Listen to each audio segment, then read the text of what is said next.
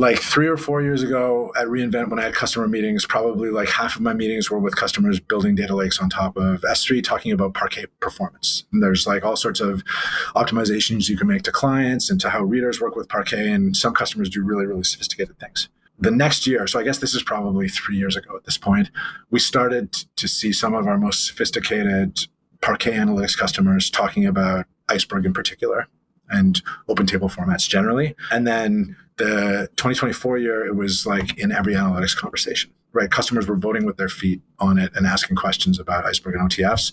And so that was really what pulled the development of the sort of S3 tables product.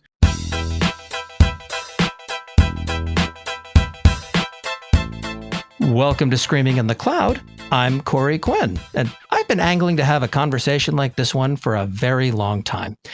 Andy Warfield is a vice president and distinguished engineer at AWS. Andy, thank you for finally agreeing to suffer my slings and arrows. Thanks for having me.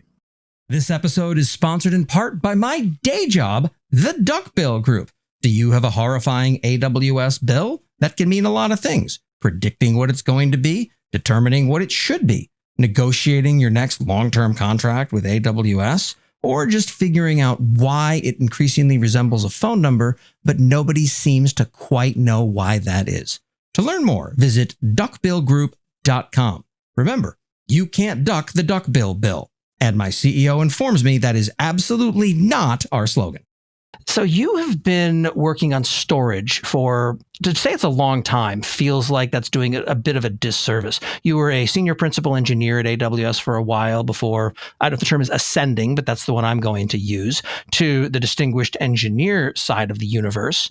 And you've been focusing primarily on S3 based upon your public works. I get to work across all of the storage teams at Amazon. So I work with the EBS folks and the file folks as well. And I spend a fair bit of time working with all of the internal teams that use storage, which is a lot of teams. So especially the analytics and machine learning folks.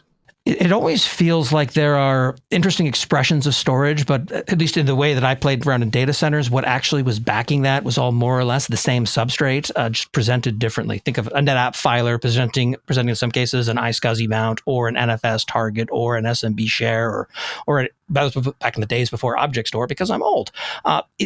Is that how it works in your view of the world, or is everything highly specialized and divergent? That's a fun question. I could kind of answer that one at a few different levels. And so like maybe to start with the S3 stuff, when I was initially working more at the OS layer and on hypervisors and stuff, I was doing a lot of stuff at that point in my career with traditional enterprise setups. And so we saw a lot of fiber channel, iSCSI and NAS attach and stuff. And in all of those things, even the startup that I did before joining Amazon on the storage side, you're kind of like hamstrung by the APIs that were there and the storage attached that folks had. Whereas in the time that I get to spend with S3, we have a ton more flexibility to change that stuff. And so I think one way to answer it from an AWS perspective is that there are a bunch of storage services that are kind of defined by the protocols that they talk over, but they have enormous flexibility on how they implement behind the scenes. And then there's sort of, S3 in particular, where there's even flexibility at the API level. From my perspective, it always seemed like it was, okay, you have hard drives you need to worry about and start playing games with. And how those get expressed is sort of an implementation detail from the days you're spending in the data center. Then you come out of it and suddenly you care very much about those details. You basically created a problem for yourself in the past moving forward. In that respect, how have you found that how AWS has envisioned a lot of these services being used has been challenged, I suppose, by what customers have been doing with them? This thing is kind of, in a lot of senses, the coolest bit of working at Amazon for me, right? Like every time you look at something, you find out that there's some workload that is using it in a way that you didn't anticipate. And it's often like quite, this is your Route 53 as a database example in some senses. I've seen S3 used as a like RPC and IPC mechanism to do message passing across applications. That thing was surprising 7 years ago. And now it's like kind of, there's libraries built around it to do stuff like that. The read after write consistency change made a lot of those cases a little more defensible. I don't know. Like it's a thing that factors in, interestingly, to to a lot of what we have to do with setting pricing for new products is like making sure that we're like anticipating all the ways that something might be used in a way that we don't expect, to make sure that we're like still happy, running the service in a way that's like that's sustainable. I think that on some level that the use case, or I guess the misuse cases, have changed. In the early days when it first came out, no one knew what an object store was. So let's quick write some stuff in Fuse to go ahead and mount it as a file system. And no, don't do that. And then the request charges started being a good way to dissuade that behavior. And 2 decades later, or near enough, okay, now you offer a mount point option for S3 as an open source project to explicitly empower that for AI workloads and analytics workloads, which on some level I have to confess is a little frustrating. Rather than learning how to use something properly, it feels like if I dig my heels in and wait long enough, something will come along that'll just meet the use case that I have for it going in. Stubbornness is actually a virtue in some of these cases. To maybe even fill in some of the points in between the things that you mentioned, the early S3 build was very much like archival, right? Like it was very, not optimized for performance or parallel throughput or things like that. And as you say, like even where things like S3FS as a Fuse driver existed, it was often used for folks to like do backup, basically, right? Like you would set up S3FS on your Linux home directory as a way of making sure that it was like effectively rsynching stuff into the cloud.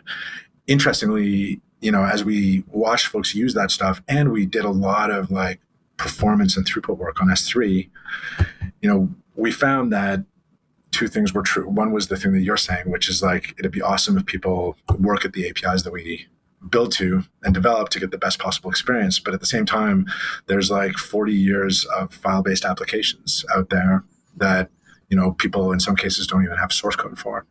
And it's valuable to be able to support that stuff. And so we've been kind of continuing to pursue how to make that integration seamless on a bunch of fronts. So Mount Point's been pretty cool to see that way. Yeah, the idea of legacy applications getting a conception of object store is great and all. Even then, I still have laggards where I still have to use legacy IAM credentials rather than ephemeral things for a couple of desktop clients that I have. Just it works well enough for what I'm trying to achieve, but it's frustrating that can you please just inch a little bit further into modernity? And that's challenging. Like legacy code, it's condescending engineering speak for it makes money. Right.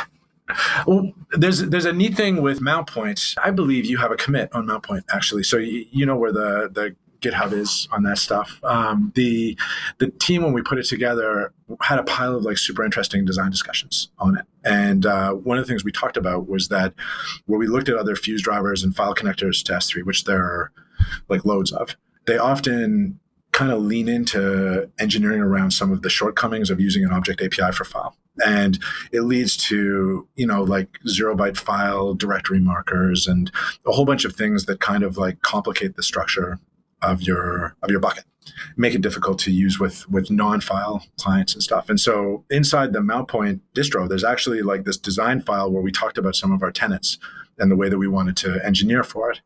And the team took the decision that we were like intentionally going to break stuff that wasn't easily supported at an API level by S3. And so Mount Point doesn't support directory moves or object moves because you have to fake them out in really nasty ways with like forwarding pointers and stuff. And so the decision that we've kind of taken with that is the Mount Point team internally acts as a point of tension that's driving a bunch of like API changes and like namespace improvements inside S3 because they want to present direct APIs. And so an example of that is the recent append API changes on S3 Express. We launched S3 Express One Zone, and we found that there were loads and loads of customers that were using that thing as like a lower latency ingest target. They were accumulating like small batches of logs, and then they would go and append all those things together and then write them out to S3. And so adding an append API in there is a way to sort of facilitate that, and it ties back up into Mount Point where as long as you're doing sequential writes to the end of the file, we like broaden our file support. And that's a trend that will continue. It feels like a lot of the old things that you took as chapter and verse no longer might apply. For example, I always tended to view S3 objects as inherently immutable. Once you start being able to append, that does change the game somewhat. We spent long hours talking about that one. And I think that the team still lands very much on there's a ton of value in the sort of like immutable view of an object and the sort of consistency of an object moving from one complete state to another. which is different than at a file API where like, file applications are used to going in and leaving the file in completely inconsistent states as they do random writes around it.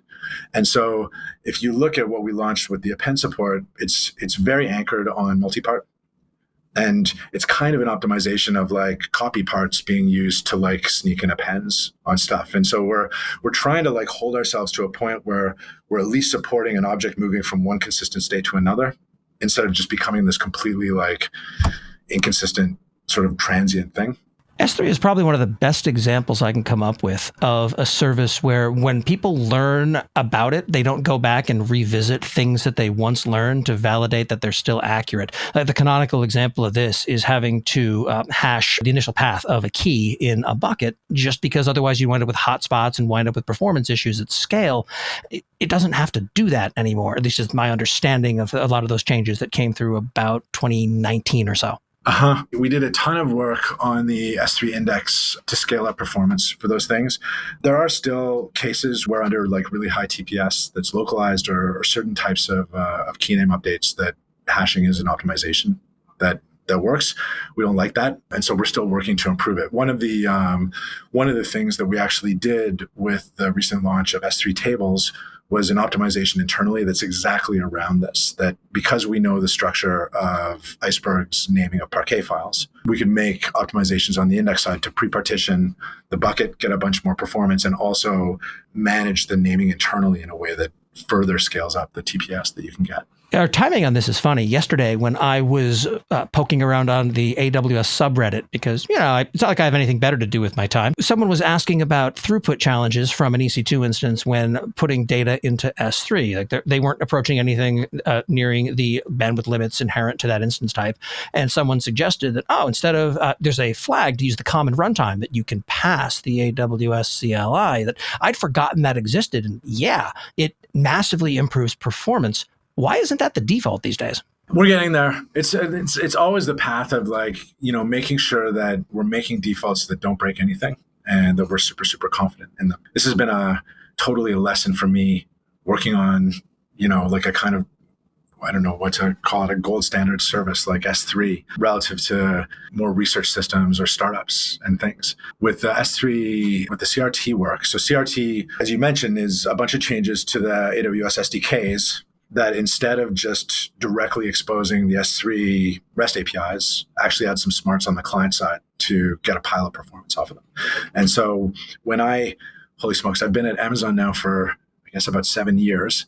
And one of the first things I was tasked with when I joined was to like really dig in and understand performance for S3. Have you gotten there yet? I think I'm closer. We had like a big leadership meeting on it in like my second week at Amazon, where the meeting was set before I joined. And so it was like a terrifying meeting to walk into and be told that I was on the hook to talk about this stuff. Here, catch. It's the best intro. One of the things we did when we first started was we went and looked at kind of like the most aggressive customers in terms of driving performance to S3. And the two super interesting realizations were, number one, that S3 for like throughput-oriented applications is actually remarkable. Like, I don't even think we had really realized it at the time. Customers were kind of moving there fast with a lot of analytics APIs, but the width of the storage fleet and the width of the web server fleet allows you to drive throughput like no other storage service anywhere. Like it's remarkable. However, the second thing we observed was that it was really, really finicky, and there was a lot of kind of like folklore and like earned experience in how to drive that performance. And so we sat down with like a whole bunch of customers that were doing everything from using S3 as like a CDN to actually like putting S3 under a legit CDN like CloudFront to like, doing analytics work and things like that. And we started to collect this like set of best practices. We actually published in the S3 docs this like best practices thing around, this is how you deal with like potentially slow front end servers or slow network links, right? Doing retries. And this is how you should like set your part sizes. And this is how you should do parallelization of transfers. And you should be like monitoring for connection health. And here's how to set retries and stuff like that. And we published this thing. And then immediately, at that point, people were like, well, great, I'm glad you've written this down, but why isn't this the default? Like, why isn't this automatic? And so that's when we sat down with the SDK team and ended up building this extension to the common runtime, which is it's basically a bunch of native code. It's like largely at this point in C++, although we're doing a whole bunch of work on it in Rust right now.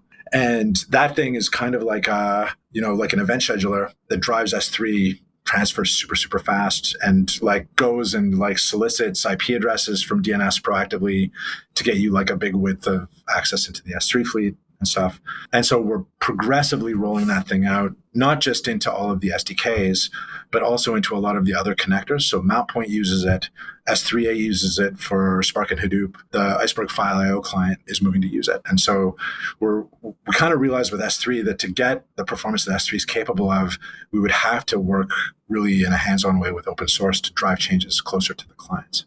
S3 has always been sort of a role model of how a service at significant scale and extreme longevity can and should be run. I mean, Jeff Barr was talking at one point about S3 having to be a generational service. You, by design, have no idea what data a customer has in their account.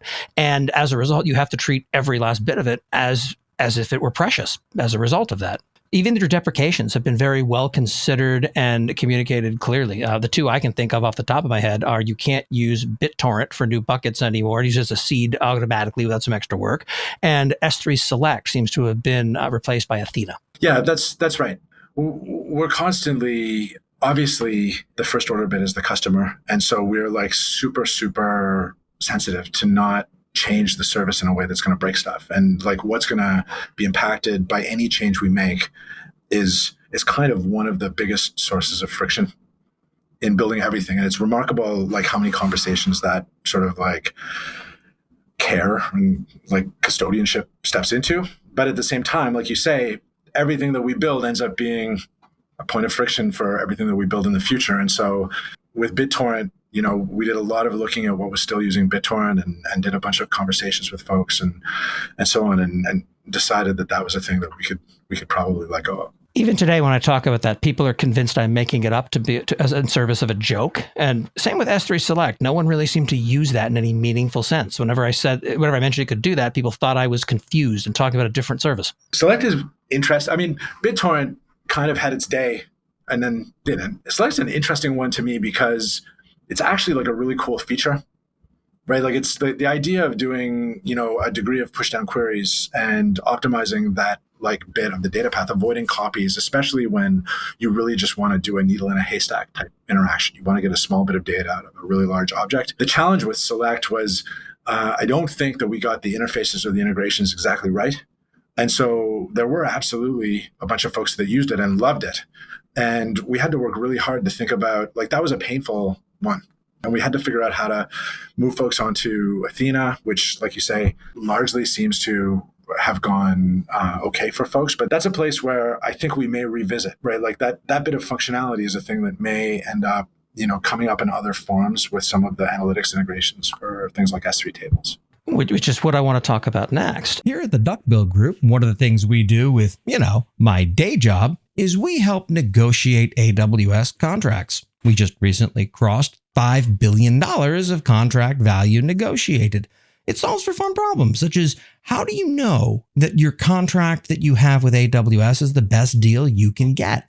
How do you know you're not leaving money on the table? How do you know that you're not doing what I do on this podcast and on Twitter constantly and sticking your foot in your mouth? To learn more, come chat at duckbillgroup.com. Optionally, I will also do podcast voice when we talk about it. Again, that's duckbillgroup.com. Iceberg is absolutely something that is done well in the industry, and it's something a lot of customers are using, backed by S3.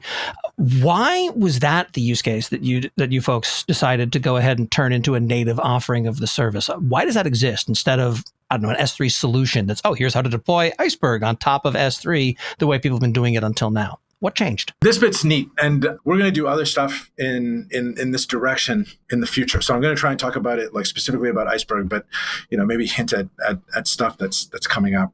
There is a pattern that I think we have seen where, for like a narrow but important set of data types, the object API is insufficient, right? And so but everything else about S3 is really, really attractive, right? I think for tables as an example, we were seeing customers initially put loads and loads of Parquet on top of S3. I'm trying to remember the number. I think that we have something in the neighborhood of 15 million requests a second to Parquet on S3, all the time right now. And so it's a very, very popular data type. Like 3 or 4 years ago at reInvent, when I had customer meetings, probably like half of my meetings were with customers building data lakes on top of S3, talking about Parquet performance. And there's like all sorts of optimizations you can make to clients and to how readers work with Parquet. And some customers do really, really sophisticated things. The next year, so I guess this is probably 3 years ago at this point, we started to see some of our most sophisticated Parquet analytics customers talking about Iceberg in particular and open table formats generally. And then the 2024 year, it was like in every analytics conversation, right? Customers were voting with their feet on it and asking questions about Iceberg and OTFs.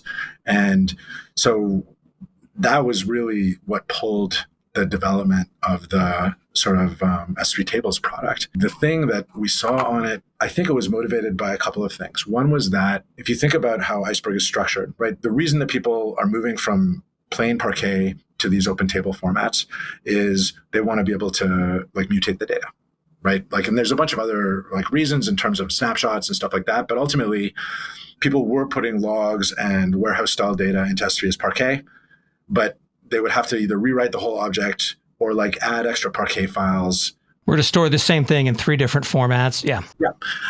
And so the OTFs and Iceberg in particular gives you this first-class table construct. It gives you a way, basically by adding a layer of metadata, also as objects on top of the Parquet file, to reflect the fact that if I have a gigabyte Parquet file that's like a massive, massive table, and I want to do an update to one row of it, I can write that one row as a new Parquet file and update the metadata to say most of the table's over here except for this one row that's changed over here, right? And by extension, it gives you this mutability. The fact that the top of that metadata ends up being like a file system superblock, it's like a root node on the tree, means that there's a place to atomically move the view of the table from one state to the next, kind of like a git commit. And so now you've got this more transactional primitive for representing tables. And so that was kind of the thing that was like pulling customers toward it, and the fact that it was getting integrated into a lot of the analytics frameworks. However, in all of the customer meetings that we were having with Iceberg, we were hearing excitement and a like low sort of tenor of post-traumatic stress disorder, right? Like a little bit of like, and so one of the things folks said was, it works great on day one, but like as I like do more and more updates, I either have to be like really vigilant about running compaction, which is to fold everything back down, or performance actually falls off. And so like now I have to do this like very storagey maintenance task of running compaction. Yeah, the beautiful part of storage for a lot of us is once it's there, it has the capacity, we don't have to think about it. That's the dream. Turns out it doesn't work that way for everyone. And the customers that were like the most sophisticated customers on Iceberg were often like, they'd suffered enough with that they would wrap an engineering team around it. And then they were building their own catalogs and compaction things, which they had, again, a mixed experience of like, this is awesome because it's better than what's in the existing open source code and we're like pushing stuff back, but we've made mistakes with it and potentially had events where we've like messed up reference counting or like, deleted a snapshot we didn't want to delete and stuff. I'm like, why don't you guys just do this? And so that's kind of been the thing that's driven it, is like, we really felt that where you're really building a table construct as a richer data type on top of an object construct, that translation and maintenance task is ultimately a storage thing. And it's a thing that we have the durability experience to do well on, and that we have the deep understanding of the underlying storage system to make performance really scream on. And so that's kind of been the motivation for me. When I was first introduced to S3 tables before its launch, my default, and as it turns out, naive assumption was, since you know exactly what the use case looks like, it will probably have a cost advantage over a standard S3 storage approach. In fact, it's slightly more expensive. Why is that? Because the easy and lazy answer is, you decide to nickel and dime on this. But I've been informed that is not the case. It's actually like the sort of pricing and cost structure of tables has been one of the more surprisingly, I don't know, don't probably get to say this about pricing a ton, but like more interesting technical aspects of working on the thing. And so the data path end of it was we did a whole bunch of work with S3 index and like open source contributions to Iceberg to make sure that we were naming and structuring namespace partitions to maximize TPS for our Iceberg tables. And so we actually are spending more resources on the S3 namespace for our S3 tables to get performance for them because Iceberg has this pattern of accessing lots of objects in parallel. So that's kind of the simple bit. The more complicated bit that is absolutely fascinating is this challenge of doing compaction is like, it's remarkable. And it's like incredibly difficult to actually like price.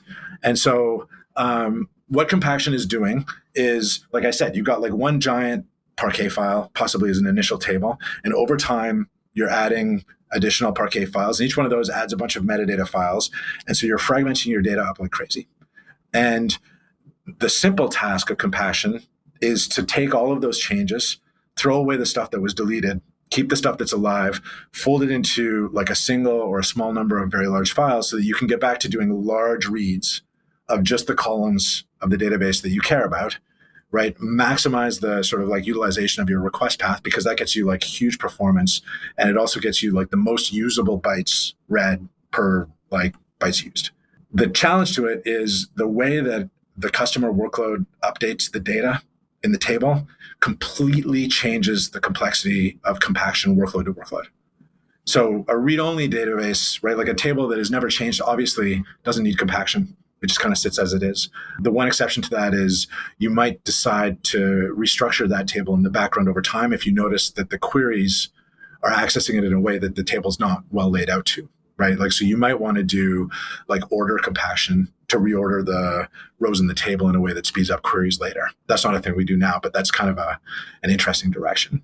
Going back to like just the deletion reclamation, if I am putting in, like 4 megabytes of Parquet at a time in chunks, and at a trailing horizon of like 60 days, I'm deleting all of the data that's aged out at that point. That's a very inexpensive workload to maintain from a compaction perspective because you can just throw away those old files. If I am like writing little updates all the time, it's a bit more expensive because I have to frequently go and grab all those little updates. Say I'm writing 1 row per second all the time. I have to like fold those in and convert them into something larger. If I am continuously updating fragmented rows through all of my table, right? If I'm deleting 1 out of every like 100th row at random through all the tables, it's kind of the pathologically worst case because now compaction has to read everything to get a storage cost reclamation of folding it all back together. And so there's this like crazy tension between storage utilization and performance. And then there's another crazy tension between the work you do to put the data in a good place versus like the access to data to amortize that work. There's also an amortization story. It's very different on S3 standard. I used to work at a company that did expense reports. We would upload receipts and they would get looked at either 0 or 1 times. And that was it. And that sort of offsets me misusing S3 as a database, as I basically can misuse anything like that if I hold it wrong. Yeah, totally. And so this is an area where we actually wrote a pile of code on modeling compaction for all these different workloads when we were building the system and pricing it out. And I think that we've ended up in a good initial spot. I think that we are going to make a pile of improvements over time to it, but this is like an absolutely remarkable bit of the service, and we're learning a ton. One last topic I want to delve into before we call this an episode, and it's a complete departure from the storage side of the universe. It turns out that people don't emerge into the world fully formed of the thing that they're working on now. Before you worked on storage, you worked on hypervisors. You were one of the founders of the Zen project, to my understanding, which is historically what AWS used as its hypervisor. And now it doesn't. It uses Nitro, which historically was KVM derived. Was that emotionally challenging as far as this is this thing you made, it's your baby, and now they're walking away from it? How did you handle that transition? I don't think anybody's asked me a Zen question in quite a while. I was one of the early folks working on Zen. I did it when I was in grad school, living in the UK on that team. I don't know. we worked on that thing and we open sourced it. And it was actually like a point of pride that we were a bunch of university researchers and that we were like building something that we were actually maintaining in open source and other folks could use, right? Like that was sort of a thing that, we were critical of other projects for not releasing their code at the time. And so like it was incredibly rewarding at that point, I think, for all of us working on it to see folks pick it up and use it. It was remarkable to see AWS in particular pick it up and like really prove it out at scale. It was like incredible. Probably made the wrong choice at the time doing like an enterprise shrink wrap software startup around it instead of like going and working on a cloud system. But then eventually like coming to AWS and seeing all of the stuff that had been done with Nitro. And I mean, over the, whatever it was, probably like 20 years in the middle there, the way that like all of the like CPU architectures evolved, to be much more accommodating of virtualization. Nitro really made a lot of sense. I don't think I had a lot of grief about seeing Zen move out. I kind of, I've always been more interested in, what I'm working on right now and the challenge. It's uncommon just because so many people fall into the trap of identifying themselves with the technology they're working on. Like I still talk to folks occasionally who are sort of the Maytag repairman hanging onto Perl with two hands and a death grip for the three companies that still are actively developing with it. And they don't want to move on to something that's more broadly adopted or in any cases is a better technical fit for whatever challenge they're trying to overcome. It's admirable and laudable that you were able to, I guess, let go, if that makes sense. That's funny. I think I actually have the opposite reaction on some stuff, which is that, it's whatever, it's January 7th today. It's usually the time of the year where I wonder if I've been in storage for too long, as an example, right? That I've worked in like one section of technology for a bunch of years now. I worked on, security and distributed systems and hypervisors at earlier points. And I think the thing that has been really, really remarkable to me about getting to work on S3 in particular is I spent so much time talking to customers about their workloads. And I've learned more about like databases and machine learning and, like time series systems and all this stuff than I ever expected to learn working on a storage system over the past bunch of years. It's like every day there's some surprising new thing. Storage is a way of touching almost everything. And historically for me, it was something I tried to touch as little as possible because I'm both unlucky and have an aura when it comes to breaking things in production. When you can blow away something stateless, we all laugh and can restore the web server and have a fun discussion. Do that to the data warehouse, there might not be a company here tomorrow for us to have that conversation at. Yeah, that's true. That's probably the sentiment that I've heard the most from strong engineers that have moved into working on storage and then moved on. Yeah, everything I do here suddenly matters. How do we make that not happen? Yeah. No, it's been an incredible evolution. Any chance you can give us a peek at what you're thinking about next? What's hard for you these days? What's exciting? Well, I mean, scale is always exciting. And like the reality of working on S3 is that, something is always needing to scale up, on some dimension of the system. And so a ton of my time is on those aspects of things. There's this stat that you've probably heard from me before, but I like can't get over it. Having been used to working on enterprise storage prior to this, the investigation that we did last year where we were looking at like what some of the largest scale S3 customers were and finding out that there were actually like 10,000 customers that had buckets where the buckets had objects spanning over 1 million physical hard disks. I had to have a moment on that one and just go like, I don't actually know how to visualize this for the first time. Yeah, that is beyond my ability to wrap my head around. So scale is a big thing. The adoption of S3 tables has been really exciting to watch over the last month. I think, one thing that I'm personally really excited about is I feel like, and this is a totally personal take, but inside of S3, one of the bits of sentiment that I've seen following the last reInvent is people are commenting about velocity and how like there's a bunch of motion with features and stuff. And I think when you look at tables as an example, there's a bit of an old school AWS sentiment about like in S3, I think we have such a high bar for correctness that sometimes it bleeds into also having a sort of desire for perfection on feature launches. And I think that we're starting to, regain the perspective that it's okay to launch something that is usable but not yet complete as a way of like listening and improving, although there still needs to be a high bar on like the way that you operate it. And that's kind of where we are with tables. I think tables is early and it has a bunch of sharp edges, but we proved out that for a bunch of customers, it was a meaningful starting point. And we're seeing that happen.